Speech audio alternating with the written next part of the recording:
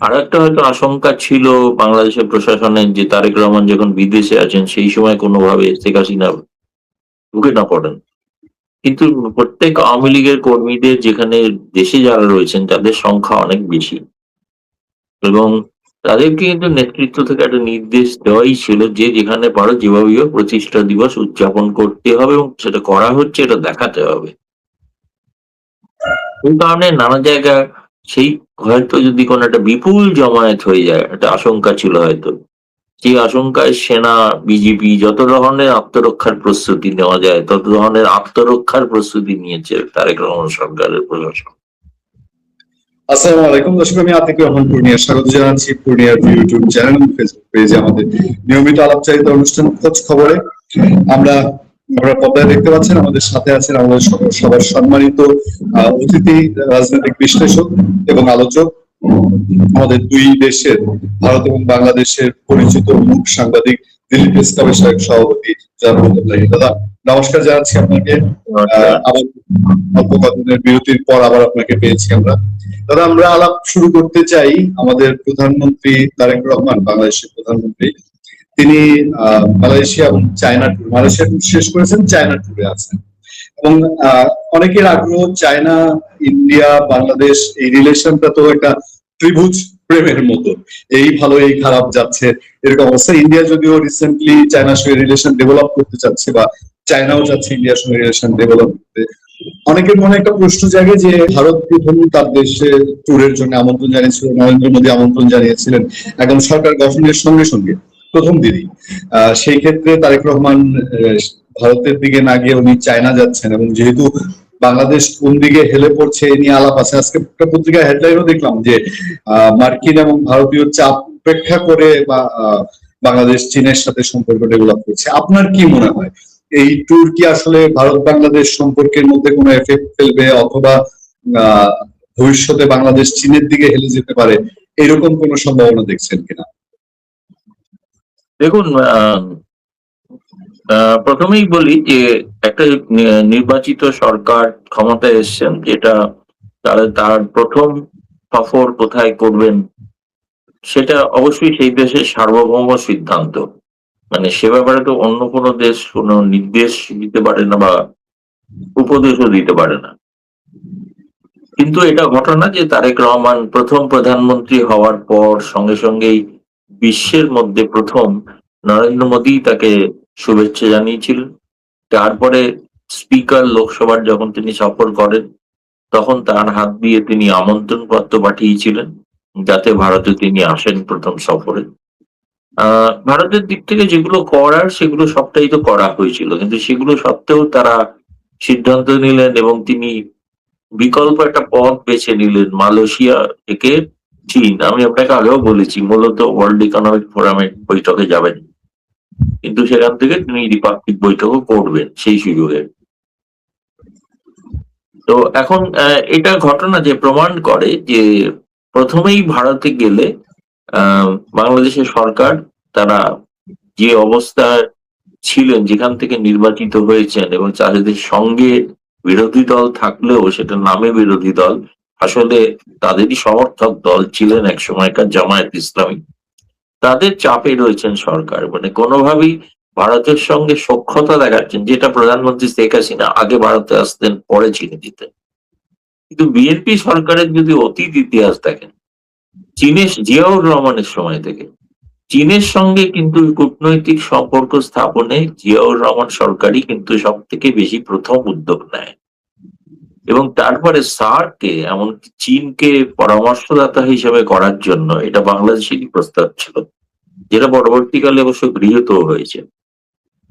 ফলে চীনের সঙ্গে সখ্যতাটা বিএনপি দলের বহু পুরনো, এবং সেটা তারই ধারাবাহিকতা অনুসারে তারা ভারতে আসবেন না এমন কোনো ব্যাপার বলেননি, কিন্তু এটা দিয়ে তারা একটা বার্তা দিতে চেয়েছে যে তারা ভারতের মুখাপেক্ষী নন।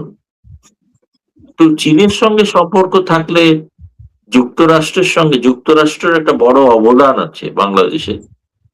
যে শেখ হাসিনা সরকার পতনের জন্য যেরকম ভাবে নেপথ্যে থেকে পরোক্ষে সহায়তা করার তারা সবই করেছিলেন, এবং তারা সেই শেখ হাসিনার পতনের পর তারেক রহমান সরকার প্রতিষ্ঠিত হয়েছে সেটাও যুক্তরাষ্ট্রের একটা ভূমিকা আছে, নেই যে তা নয়। মানে যুক্তরাষ্ট্র চেয়েছিল বলে তারেক রহমান এসেছেন, আমি সে কথা বলছি না, কিন্তু শেখ হাসিনার পরে বিকল্প প্রথমে ভেবেছিলেন জামায়াতে ইসলামী, পরে বিএনপি।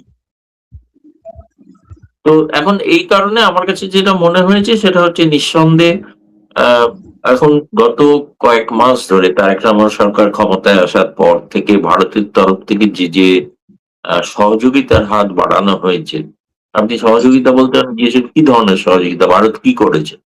ভারত 5,000 থেকে 6-7,000 টন ডিজেল দিচ্ছে প্রয়োজনে, এবং ভারত 1200 মেগাওয়াট বিদ্যুৎ দিচ্ছে, এবং একই সঙ্গে প্রয়োজন মাফিক আপনাদের যতটা কাঁচা সবজি সংকট দেখা দিলে যেটা করা যায় সেগুলো সরবরাহ করছে। তো ভারত করছে না কিছু এমন নয়, কিন্তু বাংলাদেশ থেকে আমরা তারেক রহমান সরকারের কাছ থেকে এমন একটি উদাহরণও পাইনি যে এইটি তারেক রহমান সরকার ভারতের জন্য করলেন।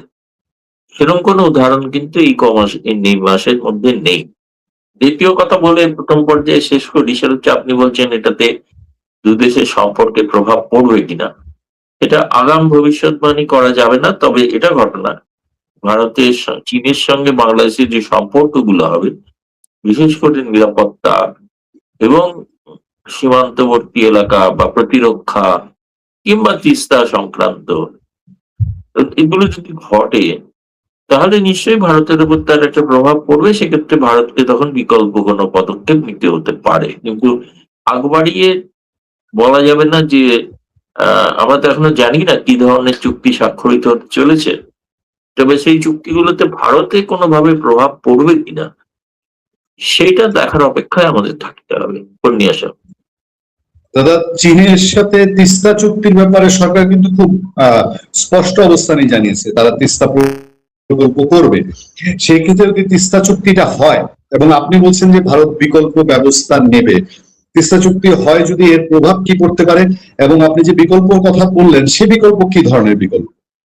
কূটনৈতিক সম্পর্কের ক্ষেত্রে কোনো কিছু? না দেখুন, এটা বাংলাদেশ সরকারের সিদ্ধান্ত তারা কার সঙ্গে কি করবেন। যেমন শেখ হাসিনা সরকার সিদ্ধান্ত নিয়েছিলেন তিস্তার উপত্যকা উন্নয়ন প্রজেক্টটা তিনি ভারতের হাতে দিতে চান। ওই জায়গাটি অত্যন্ত স্পর্শকাতর ভারতের নিরাপত্তার জন্য, যেটা চিকেন নেকের খুব কাছাকাছি, এবং সেখানে যদি চীনারা এসে উপস্থিত হয় সেক্ষেত্রে চীনেদের কিন্তু বেশিরভাগই প্রজেক্ট গুলোতে যারা ইঞ্জিনিয়ারই হন বা যেই হন, তারা কিন্তু আসলে পিপলস লিবারেশন আর্মির সদস্য। ফলে তাদের মধ্যে অনেকে গোয়েন্দা অনেক ইত্যাদি যারা আসবেন, সেক্ষেত্রে ভারতের স্বার্থ একেবারে ঘাড়ের ওপরে চীন বসে থাকবে, প্রায় ঘাড়ের ওপরে। সেক্ষেত্রে বিকল্প ব্যবস্থা বলতে যেটা হতে পারে যে চিকেন নেককে সুরক্ষিত করা। এই জন্য সুরক্ষিত করার অনেক পরিকল্পনাও আছে। সম্প্রতি আমাদের রেলমন্ত্রী ঘোষণা করেছেন যে চিকেন নেকের তলা দিয়ে একটি আন্ডারগ্রাউন্ড রেলওয়ে তৈরি করা হবে, অর্থাৎ যাতে উত্তর পূর্ব ভারতে যাওয়ার জন্য একটা বিকল্প পথ নেওয়া আর কি।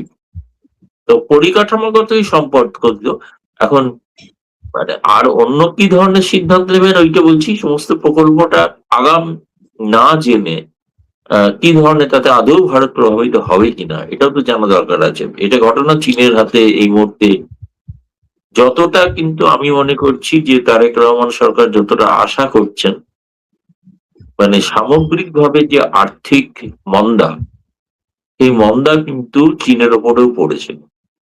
কারণ চীন যে আগে 5 বছর আগেও যে ধরনের সচ্ছলতা ছিল, যে ধরনের স্বাভাবিক তারা লগ্নি করতে পারত, যে লগ্নিগুলো রাজনৈতিক স্বার্থে করতে পারত, এটা এবারে ততটা করতে পারবে কিনা এ নিয়ে আমাদের এখনো সন্দেহ আছে। তবে দেখা যাক শেষ পর্যন্ত কি দাঁড়ায় আর। একটা ছোট্ট বিষয় একটু মন্তব্য জানি আপনার কাছে। দিনেশ ত্রিবেদী বাংলাদেশে এসেছেন প্রায় সপ্তাহ হয়ে গেল, সপ্তাহের উপরে হলো বোধহয়। তিনি কাজ শুরু করছেন না, বা আনুষ্ঠানিক ভাবে তিনি এখনো বাংলাদেশ দ্বিতীয় ফর্মালিটি যেটা থাকে শেষ করছেন না। এটা কি লেন্দি করার পেছনে কোনো কারণ আছে বলে মনে হয় আপনার? না, আমি যদি পূর্বের অভিজ্ঞতাগুলো দেখি, সবসময় যে 7 দিনের মধ্যে হয়ে গিয়েছিল, অতীতে হয়েছে, সঙ্গে সঙ্গেই হয়েছে, হয়তো অপেক্ষাও করতে হয়নি, 48 ঘন্টার মধ্যেও হয়েছে। সেটা পরবর্তীকালে কিন্তু আপনি যদি দেখেন যে প্রণয় ভার্মাও যখন গিয়েছিলেন বা বিক্রম দুরাইস্মে, তাদের রাষ্ট্রপতির সঙ্গে সাক্ষাৎ করে ক্রেডেনশিয়াল নিতে, কিন্তু যতটা সময় আজকে এটা মিডিয়া যতটা ভাবছে, তখন কিন্তু ততটা সময়ও কিন্তু বেশি লেগেছিল, কম লাগেনি। এবং আপনাদেরও হাই কমিশনার যিনি দিল্লিতে আছেন, রিয়াজ আহমেদুল্লাহ, তাকেও কিন্তু বেশ কিছুকাল অপেক্ষা করতে হয়েছিল, এবং একবার একটা ক্রেডেনশিয়াল হস্তান্তর সেরিমনি দিন ঘোষণা করেও পিছিয়ে দেওয়া হয়, যে বলা হয় রাষ্ট্রপতি কোনো কারণে অসুস্থ ছিলেন। এখন বাংলাদেশের নিশ্চয়ই একটা দেশের যিনি দায়িত্ব নেবেন তিনি রাষ্ট্রপতির কাছে নেবেন ঠিকই, কিন্তু দেশের প্রধানমন্ত্রী যখন বাইরে আছেন তখন হয়তো সেটা নাও হতে পারে। আমার মনে হয় হয়তো প্রধানমন্ত্রী ফেরার পরে হলেও হতে পারে, আমি নিশ্চিত নই যে হবেই। এখন তার কিছু মন্তব্য নিয়ে জলঘোলাও হয়েছে, যেগুলো অমূলক, কিন্তু আমার মনে হয় ফেরার পরেও যদি দেখা যায় প্রলম্বিত হচ্ছে, তখন কিন্তু বলা যাবে যে প্রলম্বিত হচ্ছে হয়তো। আমি এখনো প্রলম্বিত হয়েছে বলে এখনো আমি মানে বলছি, উপসংহার টানছি না। আমাদের দেশে কারো কারো ধারণা যে এটা প্রলম্বিত আহ হয়ে গেছে অলরেডি, এবং এর পিছনে অন্য কোনো কারণ থাকতে পারে।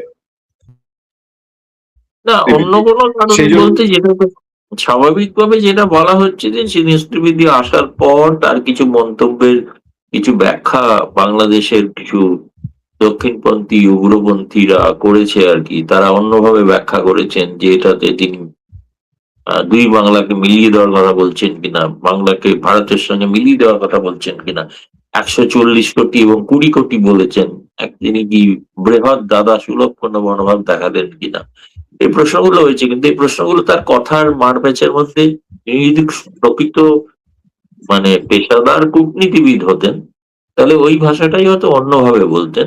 উনি যেহেতু পেশাদার কূটনীতিবিদ নন, তেনার কাছে মনে হয়েছিল হয়তো ভূপেন হাজারিয়া, যাকে বাংলাদেশ সম্মান জানিয়েছে মুক্তিযুদ্ধের জন্য, তার গানের উদ্ধৃত করলে হয়তো বাংলাদেশের মানুষের মন জয় করা যেতে পারে। কিন্তু সেটা হিতে বিপরীত হবে এটা তো ভাবা যায়নি আগে। আর আমার মনে হয় তিনি হয়তো ভবিষ্যতেও যখন কথা বলবেন একটু সতর্ক হয়েই হয়তো বলবেন, এই একটা অভিজ্ঞতা থেকে তার হয়েছে। পূর্ণিয়া স্যার। জি। দাদা, দাদা, যাচ্ছি আওয়ামী লীগ প্রসঙ্গে। মানে সে আমরা বলছি লঙ্কা কাণ্ড ঘটে গেছে আওয়ামী লীগ নিয়ে। আওয়ামী লীগ নাই, সরকারের লোকজন বলছে আওয়ামী লীগ নামে কোনো সংগঠন নাই, আওয়ামী লীগ মাফিয়ার সংগঠন, আওয়ামী লীগ অপ্রাসঙ্গিক। বাংলাদেশে আওয়ামী লীগের বিরোধী যারা তারা বলছে, কিন্তু সেই অপ্রাসঙ্গিক আওয়ামী লীগকে বায়বীয় ভাবে যদি বলি, বায়বীয় ভাবে মোকাবেলা করতে গিয়ে আর্মি ডিপ্লয় করা হয়েছে, সেনা মোতায়েন করতে হয়েছে, বিজিবি মোতায়েন করতে হয়েছে, হাজার হাজার পুলিশ মোতায়েন করতে হয়েছে, তাতেই শেষ হয়নি। বাংলাদেশের বিরোধী সংগঠনগুলো তাদের সাংগঠনিক শক্তি নিয়ে মূল্যায়নটা কি, যেহেতু আওয়ামী লীগের শীর্ষ নেতৃত্ব আপনার দেশে আছে, আমি একটু জানতে চাই যে আপনার কাছে মূল্যায়নটা কি আসলে গত 2-3 দিনে কি ঘটে গেল এমন যে এত বড় মেজারমেন্ট নিতে হয়েছে বাংলাদেশ গভর্নমেন্টকে? না, যেটা আমার যেটা মনে হয়েছে, দেখুন 23শে জুন আওয়ামী লীগের প্রতিষ্ঠা দিবস, সেই দিবস উপলক্ষে শেখ হাসিনা কিছু মানে ভাষণও দিয়েছেন, মন্তব্য করেছেন, এবং তার কিছু পত্রপত্রিকায় দিল্লিতে তার লেখা ছাপাও হয়েছে। আহ সেগুলো থেকে মনে হয়েছিল যে আওয়ামী লীগকে এভাবে নিশ্চিহ্ন করা তো যায় না। এর দ্বারা প্রমাণিত হয়, যে যাই বলুক, আওয়ামী লীগ বাংলাদেশের মাটিতে আছে।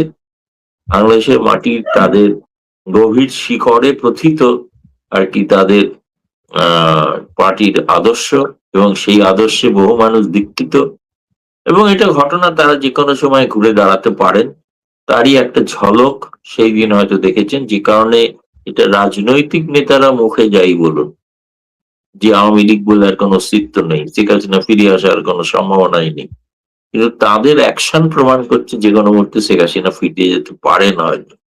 সেটা দিনক্ষণ ঠিক হয়নি হয়তো, এরকম একটা আশঙ্কা থেকে এরকম ধরনের একটা প্রস্তুতি তারা নিলেন, এবং এটা প্রমাণিত হলো আরো একবার যে নিষেধাজ্ঞাটাই শেষ কথা নয়।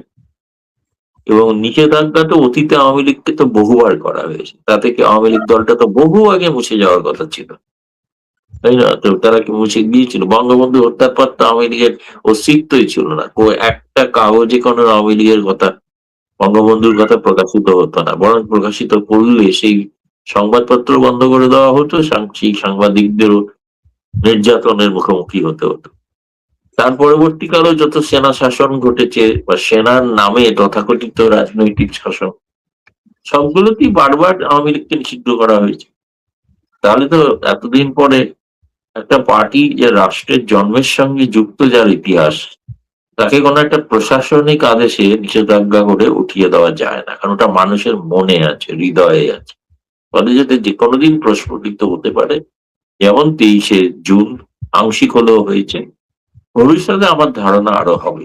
অপেক্ষা করুন 16ই ডিসেম্বরে প্রকৃত স্বাধীনতা আসে কিনা বাংলাদেশ দেখার জন্য। আপনি এর আগে আগস্টের কথা বলেছেন, এখন 16ই ডিসেম্বর বলছেন, কোনো কি পরিবর্তন না, না, না, না, না, করছেন? তা নয়। বাংলাদেশে সবসময় অঘটন ঘটে আগস্ট মাসে। আমি আগস্ট থেকে ডিসেম্বর বলছি, কিন্তু আগস্ট মাসে হতেই পারে। আমি তো এটাও বলেছিলাম যে জুলাই আগস্ট, জুলাই তো আসছে। ফলে জুলাই এবং আগস্টে নিঃসন্দেহে কোনো কিছু ঘটার সম্ভাবনা নেই যে তা না, হয়তো কোনো আমি বলবো যে সেটা তো প্রকাশ্যে কখনো বলা হয়নি, কিন্তু আমি জানি নেতাকর্মীদের গোপনে প্রস্তুতি চলছে, এবং প্রস্তুতিটা আমার ধারণা সব ধরনের প্রস্তুতি চলছে। মানে সব ধরনের বলতে আমি কোট আনকোট সব ধরনের বলছি, সব ধরনের ব্যাখ্যা দেবো। বলুন, পূর্ণিয়া। আচ্ছা, তা আপনি বলছিলেন যে শেখ হাসিনা 23 জুন নিয়ে কিছু কথাবার্তা বলেছেন, যেগুলো ভারতের পত্রপত্রিকায় এসেছে, সে সম্পর্কে কিছু ধারণা পেতে পারি? হ্যাঁ, ওটা একটা তার লিখিত বক্তব্য। তার 23শে জুন উপলক্ষে তিনি এখানকার গণমাধ্যমে দিয়েছিলেন। আহ, আপনার কলকাতা সহ দিল্লির একটা দুটো ইংরেজি মাধ্যম এবং আরো কোথাও প্রকাশিত হয়েছে। সত্যি কথা বলতে গেলে সবটা আমি এখনো পড়ে দেখি। তিনি আওয়ামী লীগের জন্ম বৃত্তান্ত এবং আওয়ামী লীগের এই যে কথাগুলো বললাম যে নিষেধাজ্ঞা সত্ত্বেও আওয়ামী লীগ বেঁচে আছে, ফলে আওয়ামী লীগকে কখনোই বাংলাদেশের মাটি থেকে নিশ্চিহ্ন করা যাবে না, এটাই তার ছিল মূল কথা। আরেকটা প্রসঙ্গ দিতে চাই দাদা, বাংলাদেশে গাইবান্ধার হুম। আপনার একটা মূর্তি স্থাপনকে নিয়ে, রাম রাম মূর্তি স্থাপনকে নিয়ে বেশ হুলস্থুল অবস্থা গেছে। তো সেটা স্থগিত হয়েছে, কিন্তু এটার উদ্যোক্তা যিনি, তাকে নিয়ে খুব রহস্যজনক ইনফরমেশন পাওয়া যাচ্ছে। ব্যাপার সেটা না, ব্যাপার হচ্ছে যে এটা বাংলাদেশে স্থগিত হওয়া নিয়ে ভারতের দিক থেকে রিয়েকশন আছে। স্বাভাবিকভাবেই ভারত যেহেতু সনাতন অদৃশ্য দেশ, এবং ওখান থেকে কেউ কেউ স্লোগান দিচ্ছে যে এবার রংপুর বিচ্ছিন্ন করো, এবার চিটাগাং বিচ্ছিন্ন করো। আবার বাংলাদেশ থেকে একদল, তারাও বাংলাদেশে উগ্রবাদী, তারা ঘোষণা দিচ্ছে এবার কলকাতা দখল করব, এবার ত্রিপুরা দখল করব, এবার আসাম দখল করব। এই ইস্যুটা কেন এরকম প্যাচ খেলো, আপনার কি মনে হয়? এর মধ্যে কি না, অন্য কোনো কিছু আছে? বাংলাদেশ থেকে যারা ঘোষণা করছেন কলকাতা দখল করব, উত্তর পূর্ব দখল করব, তাদেরকে আমি স্বাগত জানাই। তারা করে দেখাক। কিন্তু ভারত চাইলে যে কোনো মুহূর্তে করতে পারে। যদি স্বাধীনতা পূর্ব পাকিস্তান, পশ্চিম পাকিস্তান থেকে পূর্ব পাকিস্তানকে বিচ্ছিন্ন করার কাছে সাহায্য করতে পারে, ভবিষ্যতে আরো অনেক কিছু এলাকা বিচ্ছিন্ন করার কাছে সাহায্য করতে পারে, সেটা সেখানকার মানুষ সিদ্ধান্ত নেবেন, তাই না? তারপরে তো ভারতের প্রসঙ্গ। ধরুন আজকে রংপুর বা গাইবান্ধা এলাকার মানুষ যদি সিদ্ধান্ত নেন যে তাদের বর্তমান সরকারের অধীনে থাকাটা অসহনীয় হয়ে উঠছে, এটার প্রতিবাদে তো বেশ কিছু মিছিল টিছিলও হয়েছে সংখ্যালঘুদের। ভারতের পররাষ্ট্র মন্ত্রণালয় থেকে গতকাল এটা বলাও হয়েছে, সাপ্তাহিক ব্রিফিং এ মন্তব্য করা হয়েছে যে আশা করি বাংলাদেশ সরকার সংখ্যালঘুদের নিরাপত্তার ব্যাপারে যথেষ্ট তৎপর হবেন ও সুরক্ষা দেবেন। প্রত্যুত্তরে আজকে শুনলাম বাংলাদেশের পররাষ্ট্রমন্ত্রী মুখপাত্র বলেছেন বাংলাদেশ সংখ্যালঘুদের নিরাপত্তা দিয়ে থাকে। তিনি ইঙ্গিত করেছেন প্রচ্ছন্নভাবে যে ভারতীয় সংখ্যালঘুদের নিরাপত্তা দেওয়া উচিত ভারত সরকারের। এই কথার কূটনৈতিক, এগুলো কূটনীতির কথার যুদ্ধ, কিন্তু প্রকৃত যুদ্ধ কোনো আশঙ্কা আমি কিন্তু এখন দেখছি না। এই ধরনের উত্তেজনা থাকবে, কারণ যেহেতু দুদেশের সম্পর্ক যদি সত্যি খুব মানে উন্নত হতো, বা যদি আরো বেশি প্রভাবশালী হতো এবং গভীরে হতো, এবং কতগুলো অ্যাক্টিভিটিস যদি দেখা যেত দু দেশের মধ্যে, তাহলে এই ধরনের কথাগুলো ঘটতো না। যেমন এখন তো বুঝতেই পারছেন সম্পর্ক স্বাভাবিক নয়, তার একটা বড় প্রমাণ হচ্ছে যে ট্যুরিস্ট ভিসা চালু হচ্ছে না। ট্যুরিস্ট ভিসা যদি চালু হয় তাহলে বুঝবেন যে ভারতের সঙ্গে বাংলাদেশের সম্পর্কে যথেষ্ট উন্নতি হচ্ছে। সেটা তো, কারণ সেটাই তো মানুষে মানুষের উন্নতি। ফলে এই ধরনের প্রতিক্রিয়া ফলে দু দেশের মধ্যেই আছে, এবং সেটা ঘটনা যে তার ফলে এই ধরনের কিছু বাংলাদেশে দেখুন সংখ্যালঘুদের তাদের তো একটা অধিকার রয়েছে না, নিশ্চয়ই সাংবিধানিক অধিকারও আছে। তারা কি করবেন, তাদের ধর্মাচরণ, যেমন মুসলিমদেরও আছে, তেমনি হিন্দুদেরও আছে, বৌদ্ধদেরও আছে, খ্রিস্টানদেরও আছে, এবং ভারতের সংবিধানও রয়েছে। সেটার বিচ্যুতি আমি একেবারেই বলবো না যে ভারতে কখনো হয় না, এমন কোনো ভারত একটা পারফেক্ট দেশ সেরকম আমি বলছি না। বিচ্যুতি তো হয়েই থাকে, বিচ্যুতি হয় বলেই তো সেগুলো সংবাদ হয়। তেমনি বাংলাদেশেও যখন যেগুলো ঘটছে সেগুলো যদি বিচ্যুতি ঘটে সংবিধান থেকে, তখন সেগুলো সংবাদ হয়, তখন সেখানে মানুষের আকৃষ্ট হয়, মিডিয়াতে আসে। তখন আবার এই সুযোগে বেশ কিছু মানুষ তার ফায়দা লুটার চেষ্টা করে।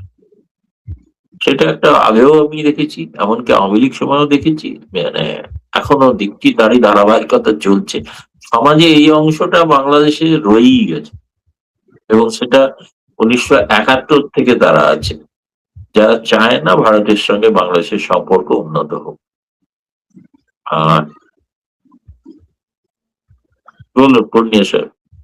দাদা, আমি সবশেষ আপনি বলছিলেন যে গতকালকে ভারতের পররাষ্ট্র মন্ত্রণালয় ব্রিফিং করলো, সেখানে ডক্টর জাহেদুর রহমান প্রসঙ্গটা উঠেছিল। পত্রিকা কাগজে আমরা দেখেছি, কিন্তু তারপর আপনার কাছ থেকে একটু জানতে চাই বিষয়টা। ছিলেন।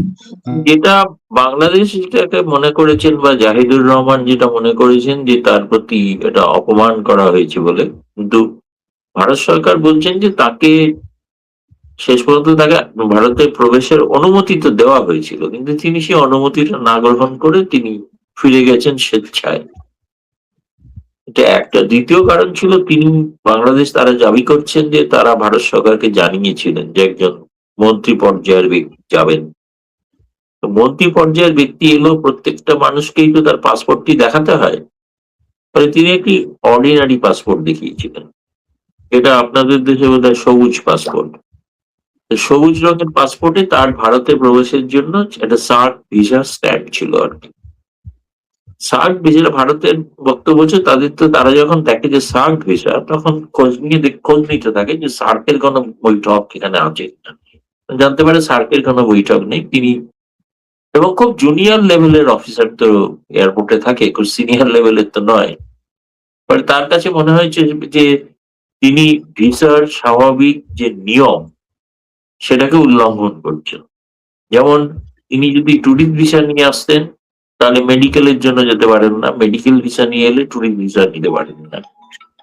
এখন তিনি সার্ক ভিসা নিয়ে এসেছেন, সার্ক সংক্রান্ত কোনো বিষয়ে কাজে লাগতে পারে। সেটা যখন নয়, পরে যখন জানা যায়, সে যখন ঊর্ধ্বতন কর্তৃপক্ষের সঙ্গে কথা বলে, খোঁজ নেয়, তখন জানতে পারেন যে, এবং হাই কমিশনার নিজেও তিনি জানান তাদেরকে, যে উনি এসছেন ইন্ডিয়ার ওশান ভারত মহাসাগর রিম অ্যাসোসিয়েশনের সভায়। তখন তারা নিশ্চিন্ত সেই সেই খোঁজ খবরটা করতে অনেক সময় লেগে যায়। এই সময়টা কারোর মধ্যে 2 ঘন্টা, কারোর মধ্যে 40 মিনিট, কেউ বলছেন 2.5 ঘন্টা। যেটাই হোক, কতটা এক্স্যাক্টলি তো জানি না। কিন্তু এর মধ্যে আরেকটা জিনিস আমার কাছে খুব অদ্ভুত লেগেছে। এটা সেই রাত্রে গণমাধ্যমে খবরটা এলো কি করে? কারণ গণমাধ্যমে আসার যে খবর, সেই খবরটার মধ্যে একটা অন্য রহস্য আছে। সেই রহস্যটা হচ্ছে যে, শোনা যায় যে আপনাদের প্রাক্তন সাবেক যিনি মিনিস্টার প্রেস ছিলেন দিল্লিতে, ফয়জাল, যাকে অ্যাকচুয়ালি বরখাস্ত করেন বাংলাদেশ সরকার, তিনি বাংলাদেশ মিশন নিয়ে তার প্রচুর অভাব অভিযোগ ইত্যাদি রয়েছে আর কি। তিনি কোনোভাবে সংবাদটি ইমিগ্রেশন থেকে জানতে পারেন, এবং জানতে পারেন মানে হয়তো বাংলাদেশ মিশনের ইমিগ্রেশনের কেউ হয়তো তাকে জানিয়েছে, তার বন্ধুস্থানীয় কেউ হবে। তিনি সঙ্গে সঙ্গে তিনি সোশ্যাল মিডিয়াতে, সোশ্যাল গণমাধ্যমে, সামাজিক মাধ্যমে দিয়ে দেন, এবং দিয়ে দেন না, শুধু না, দিয়ে দেওয়ার পরে তিনি প্রবন্ধ লেখেন, এমনকি সেটা পুরোপুরি দায়ী করেন হাই কমিশনারকে। তারপরেও আমি অন্য একটি গণমাধ্যম দেখেছি যেখানে তারা লিখেছেন যে কিভাবে সাবেক মিনিস্টার প্রেস তার এই পূর্বতন অবস্থানকে ব্যবহার করে তিনি বাংলাদেশ মিশন বিরোধী নানা রকম কাজ করছেন আর কি।